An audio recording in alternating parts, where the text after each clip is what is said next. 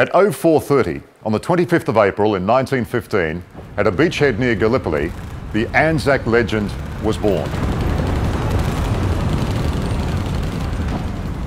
What those men did not know about was this: the AE2. The AE2 and the AE1, Australia's first submarines, arrived just before World War I. The AE1 was deployed to New Guinea, where it was lost without trace in September 1914. This is a replica of the AE2, now on display at the Western Australian Maritime Museum in Fremantle. It was the beginning of a century of Australian submarines.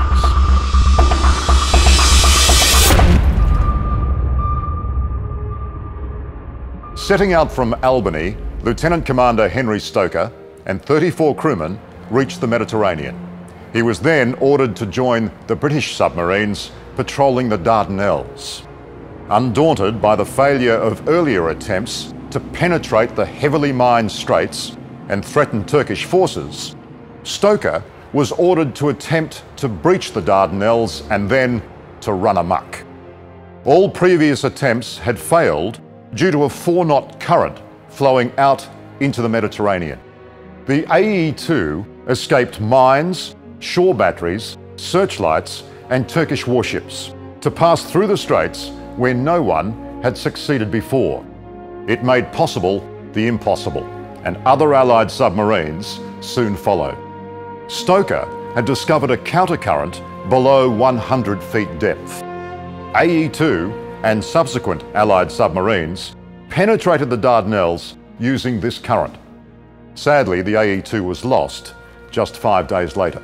But the end result was 210 enemy vessels sunk or badly damaged.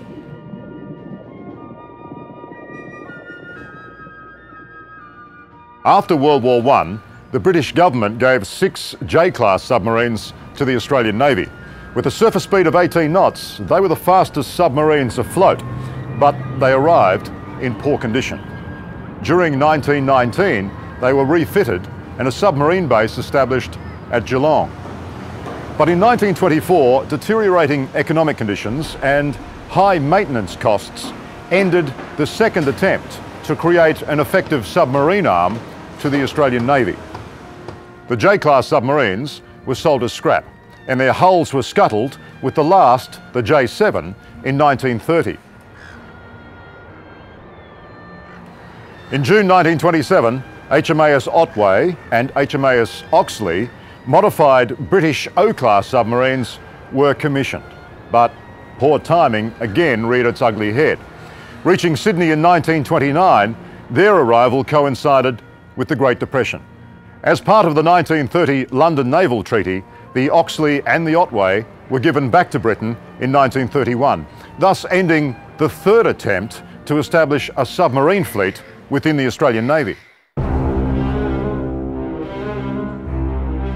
When World War II erupted, the US Asiatic Submarine Force, faced with untenable situations in the Philippines and Java, headed to Fremantle in March 1942. They were quickly joined by 10 Netherlands submarines from Surabaya. The Fremantle submarine base would alter the course of the Second World War. In 1944, British submarines joined the base. From 1942 until the end of the war, 165 Allied submarines were based out of Fremantle. Despite comprising only 1.5% of the Allied naval forces, these Fremantle-based submarines sank almost 60% of the enemy's vessels during the Pacific War.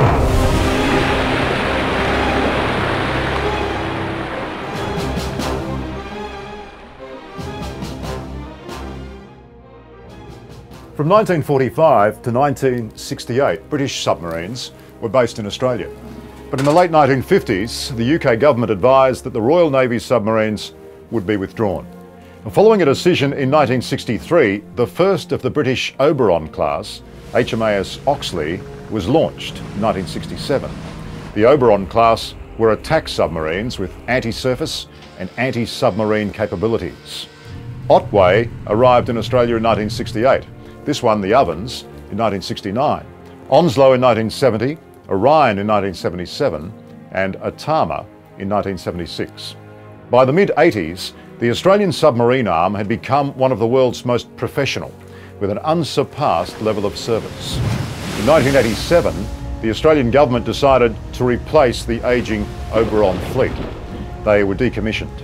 The ovens here decommissioned in December 1995. The Collins class evolved. An entirely new type of submarine, these were specifically designed to meet Australia's unique circumstances. Travel great distances, have state-of-the-art weapon systems, and perform two-ocean surveillance. Totally computer-designed, the 6 Collins-class submarines of Collins, Farncombe, Waller, Duchesneau, Sheehan and Rankin were delivered between 1996 and 2003. They have a high-performance hull form, highly automated controls, low indiscretion rates, high shock resistance, efficient weapons handling guided by intelligence-gathering sensors, and a silent mode using electric power from banks of new tech batteries. Which brings us to the future.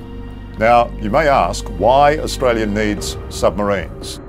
Well, they provide balance that, as a maritime nation, Australia requires to deter would-be aggressors and help build Australian influence, because our national prosperity depends on continued access to the sea. Submarines operate undetected and exploit the advantage of surprise. They gather a wide range of information while unobserved, and they deliver a very powerful effect from a comparatively small number of personnel. In terms of efficiency, a submarine needs only 1/3 the crew required for a frigate. Finally, as we've seen, history has taught us their effectiveness in defence. As the future unfolds, it is estimated that Australia needs 12 submarines. Experts suggest Australia should have at least 3 submarines on permanent patrol in a time of tension or war. That needs 3 to 4 submarines for every 1 on patrol. As the Collins submarines demonstrate, Australia has the capacity to build large, world-class conventional submarines. Only a new design built for the range, endurance and capability that Australia's geography dictates will deliver. Spread over many years, less than 20% of the annual defence sustainment budget is needed.